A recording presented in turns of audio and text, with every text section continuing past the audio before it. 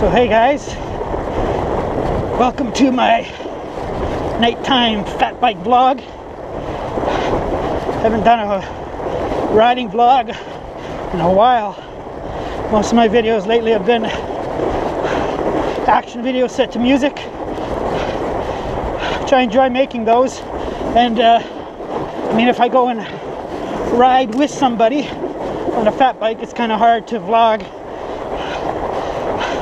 when you're riding with somebody.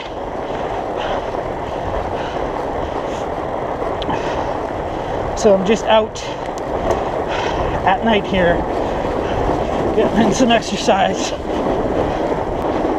Yeah, so I don't know how well this video is going to turn out. I'm using my new Gopro Hero3 Plus. It supposedly has a better low light performance. So if you're seeing this on YouTube, then I thought it worked out well enough. You might hear a bit of audio whine in the background. Like, what the hell is up with that? Like, this is what, the 5th or 6th generation of these cameras, and they still haven't figured out quirks and issues like that. It's absurd, considering what I paid for this camera. Yeah, this piece of land I'm on right now is city land. It's behind a psychiatric hospital, and I guess you could kind of call it parkland, but it's kind of become an unofficial dog park. So people come here and walk their dogs, almost always not on a leash when they are breaking city bylaw. And of course, they've never had to contend with fat bikes before. Now I'm coming out here and riding fairly regularly. I get a lot of dirty looks while they have their dogs not on a leash. Like, it's absurd. The sense of entitlement they have is hilarious. This little section of single track here.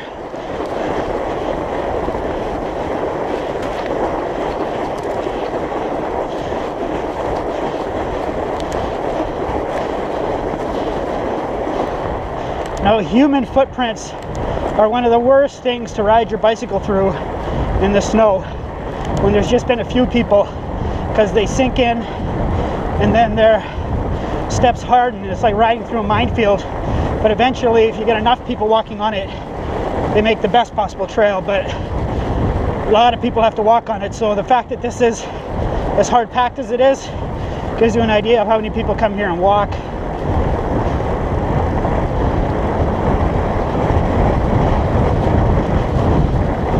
See the lights of the city there.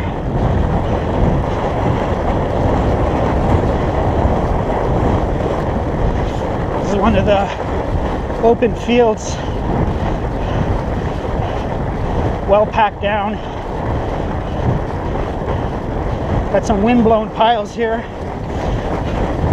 It's been pretty windy the past few days. Some wind chills in the minus 40 Celsius range. So yeah, polar vortex. We have had a cold winter, some record low temperatures, hit minus 38 Celsius before wind chill. A series there where it was regularly into the minus 30s overnight, and didn't get much warmer than minus 25 during the day. You know, I'll go out and ride my fat bike once or twice in that kind of weather, but when it continues for a couple of weeks on end, it's pretty mentally draining. So I didn't ride as much as I wanted for a couple of weeks there because it was just so cold. I mean, it just sucks the pleasure and enjoyment out of it. So we finally had a break. This is the warmest day we've had in a while. It's like minus 10 Celsius right now. And the daytime highs, so it's get a little bit colder, minus 15-ish, which is good. I'll ride in those kind of temps, but we're still getting cold overnight lows, like minus 25 Celsius almost every night for the next week or so. I want to start commuting to work, but those kinds of temps in the morning, again, I have all the gear to ride in that.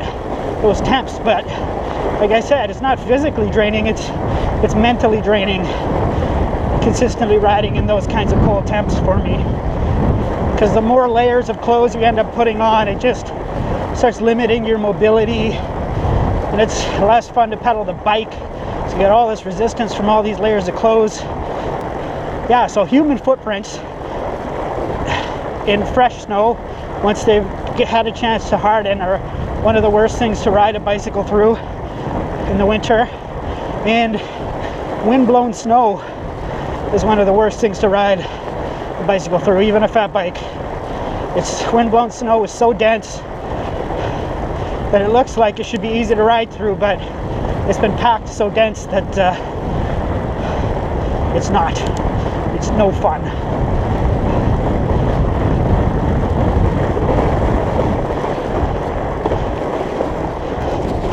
So yeah, hopefully we are done with polar vortexes for this winter.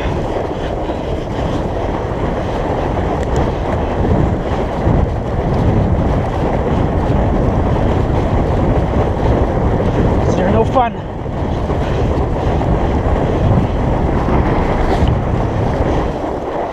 So I haven't been out to the family camp cottage yet this winter. Plans to do a couple rides out there this winter. Me and my younger brother to fat bike to Tower Mountain, the second highest point above sea level in Ontario, and the Arrow Lake Cliffs, where I've never been. And that's basically a gravel road that more or less goes there, but it's pretty hilly and it's off the beaten track. So especially if we're going to do it in the cold, I'd prefer to do it with a buddy for safety's sake. And it'll be snowmobiled in, so in the summertime it's actually it's occasionally maintained. So some of the downhills, it gets washout, exposed rocks, so the hills would be a lot of fun to blast down if they were in better condition. With this snow coverage we have now, and the snowmobiles going over it, it should be pretty much like a highway.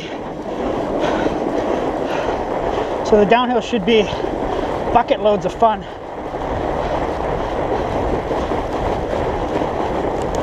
And the uphill portion should be rideable. It should be packed hard as rock by snowmobiles.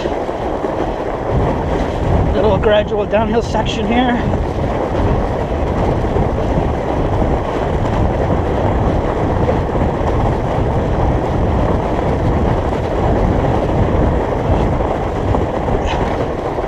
It's not quite as hard packed through here, so people are just starting to come through this section since the last bit of snow we had, but it is rideable.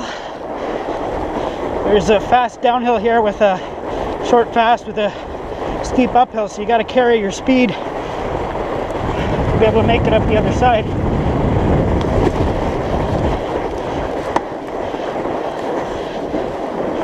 Nice. Did it.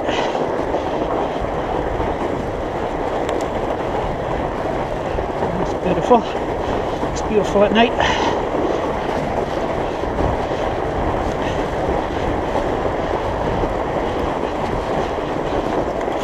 Yeah, there's another place I want to take you guys. It's called Cowan Park. It's a city park, not very well known, but me and my brother went snowshoeing there not that long ago, just on the weekend, and it's a city park. You're not supposed to snowmobile on there, but because it's on the edge of town, snowmobilers get in there. So it's nice, hard packed, snowmobile wide. There's a huge uphill that's not rideable because it's just too steep, but you'll be able to ride down it, and it's only snowmobile wide, and then it's bush on the side, so it's a really cool trail, and you'll be able to fly down it. And it's one of the longer downhills, probably one of the longest continuous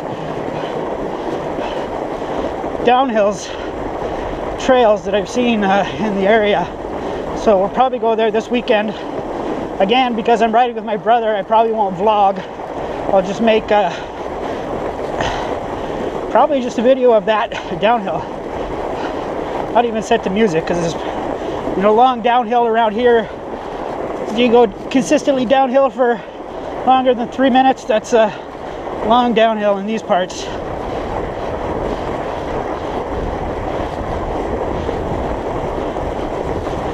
It's a cool trail. The other nice thing about it, the winter time, is there doesn't really have to be a trail. If there's enough snow, you can pretty much make a trail anywhere you want, as long as it gets packed down. So I'm like literally a 5-minute ride from where I live. It's a nice little piece of parkland, just a hop, skip, and a jump, or ride. I just have to ride 5 minutes to get here. I would be out here more often if it wasn't for the flippin' polar vortex. I'm done with minus 30 Celsius. So we're coming out into a field here. It totally gets wind blown. So I don't even know if we'll be able to ride all of this.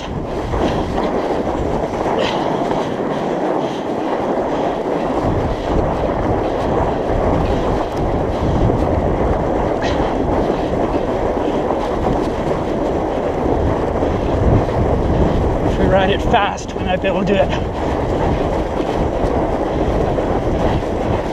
Other thing is it's been so cold too past few nights that it totally hardens up. So that's why this is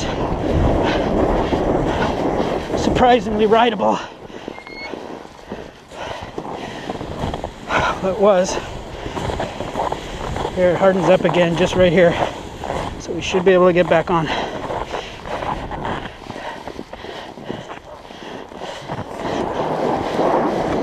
Yep.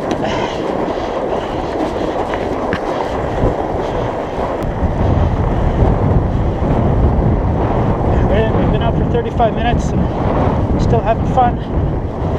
Not cold. There's a pretty strong wind. See, like this kind of stuff, you have to stay on the trail where it's even slightly packed, because as soon as you go into that untracked stuff, your tire sinks through and you almost come to a dead stop. So I think it's actually kind of good training for summertime, because you get really good at staying on the line. So it should even help your summertime mountain biking.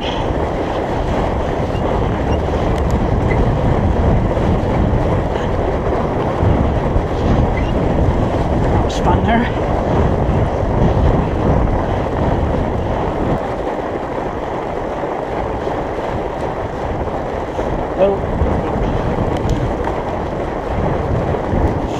Yeah, the other thing I wanted to talk about was the whiz-bang mount. I think that's what it's called. It's like this backpack with a built-in action camera mount that you can pivot to different positions to get some really cool views. It's fairly expensive, like $159 US.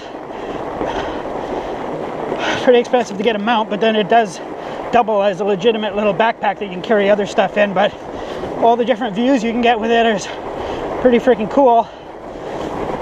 So I might actually invest in one of those, especially if I'm going to make any back road blast videos where I just go and ride some cool piece of gravel road that we have around here. Twisty up and down gravel roads. Be a really cool view, unique view that you'll start seeing more of as more and more people buy them. But if I get on the board early, put some pretty unique looking content. Okay, so here we have that fast downhill with the steep uphill, but in the other direction.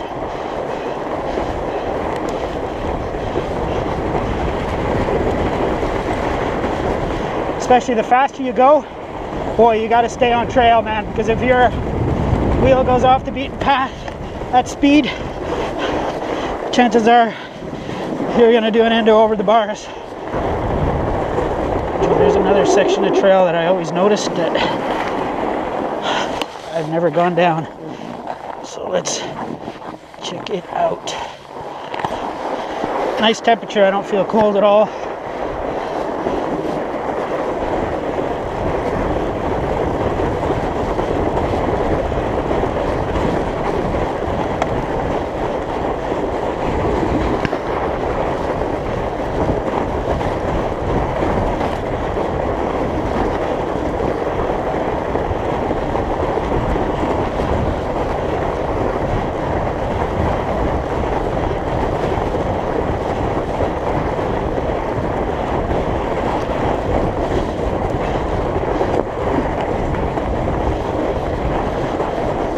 Never been down this trail before, so bear with me.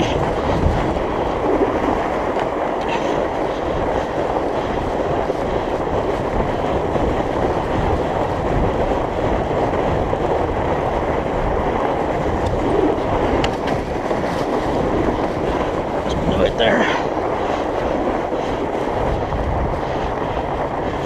Now we can go home happy.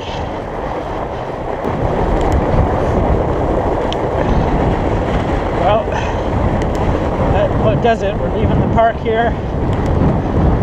My first actual vlog in many moons.